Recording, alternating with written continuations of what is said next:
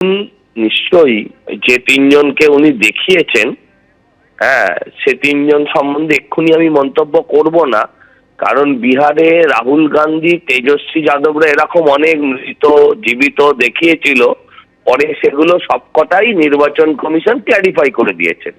তা সত্ত্বেও বলছি, যদি ভুল হয় সেটা দুর্ভাগ্যজনক। এই দুর্ভাগ্যজনক ভুল যাতে না হয় তার জন্য সংশোধনের টাইমও আছে। হ্যাঁ, অতএব ওই রাজনীতির রঙ্গমঞ্চে ফ্যাশন শোর ক্যাটওয়াক নামক ড্রামা তিনি বন্ধ করুন। হ্যাঁ, তার যদি বক্তব্য থাকে সেগুলো স্পেসিফিক করুন। আর মানে ওই খিচমেরি ফটো মার্কা রাজনীতি বাংলার মানুষ অনেক দেখে নিয়েছে, ওসব দেখিয়ে লাভ হবে না। এসআইআর কি তুমি ওই যে তিনজনকে দাঁড় করিয়ে থামাতে পারলে? থামাতে তো পারোনি। গত পরশুদিন আসলে ওকে আঙুল তলি দিয়ে নির্বাচন কমিশন গেট আউট বলে গলা ধাক্কা দিয়ে তাড়িয়েছে। পশ্চিমবঙ্গের মানুষ আগামী 26 ওকে তাড়াবে। ধন্যবাদ সজলদা।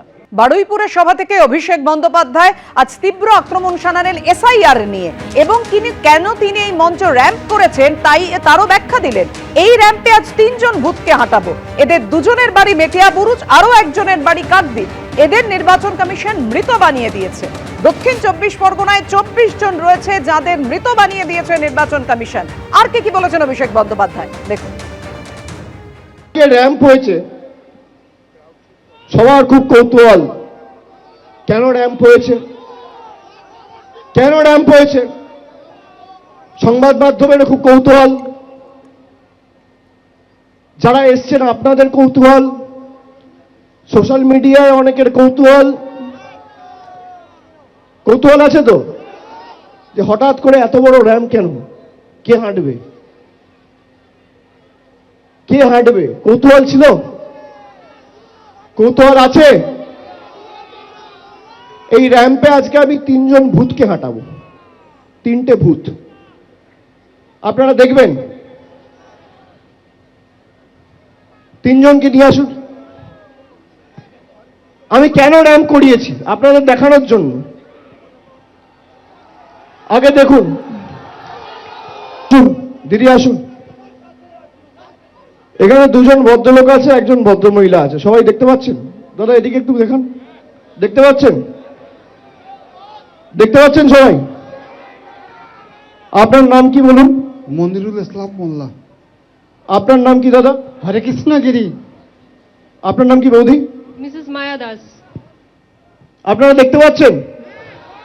এদিকে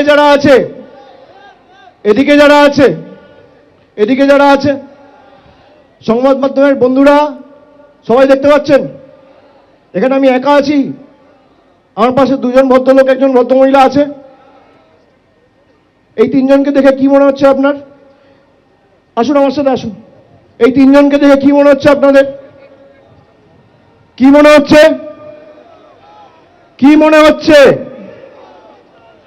ঠিক মনে হচ্ছে? এই 2 জন ভদ্রলোক দিয়ে দেখছেন, 2 জনের বাড়ি হচ্ছে মেটিয়া বুরুজ বিধানসভা, আর বৌদির বাড়ি হচ্ছে কাকদ্বীপ বিধানসভা। দেখতে পাচ্ছেন? কি আমি একা দেখছেন না 4 জন দেখছেন?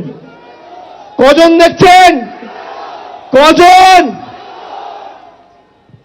এবার শুনুন, ইলেকশন কমিশন এদের দেখতে পাচ্ছেন না, এদের মৃত ঘোষণা করে দিয়েছে। এই জন্য আমি র্যাম্প বানিয়েছি।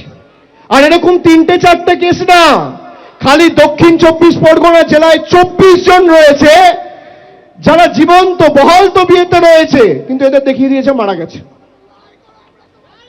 কোনদিন মৃত ব্যক্তিদের র্যাম্পে হাঁটতে দেখেছেন? এই কারণ আমি তৈরি করেছি যে এদের কি চক্রান্ত, বাংলার মানুষ যাতে ভোটাধিকার প্রয়োগ না করতে পারে এদেরকে মৃত দেখিয়ে দেওয়া হয়েছে। আরে আমরা যতদিন আছি একটা মানুষের মৌলিক অধিকার আমরা যেতে দেবো না। দিল্লি আগামী দিন তৃণমূল যাবে, বিজেপির দালালরা তৈরি থাকো, ভ্যানিশ কুমার তৈরি থাকো, তৃণমূল দিল্লিতে যাবে। আজকে যা মাঠে লোক হয়েছে আমি ছেড়ে দিলাম। রাস্তায় পাটুলি থেকে আসার সময়, পাটুলি থেকে শুরু করে এই ময়দান অবধি প্রায় 20-22 কিলোমিটার রাস্তা, সোনারপুর হয়ে এলাম। রাস্তার দুধারে যা লোক ছিল, 1/3 লোক যদি দিল্লিতে যায়, জ্ঞানেশ কুমার অমিত শাহ বানের জলে ভেসে যাবে, চোখে দেখা যাবে না, খালি রাস্তায় যা লোক ছিল। এবিপি আনন্দ, এগিয়ে থাকে, এগিয়ে রাখে।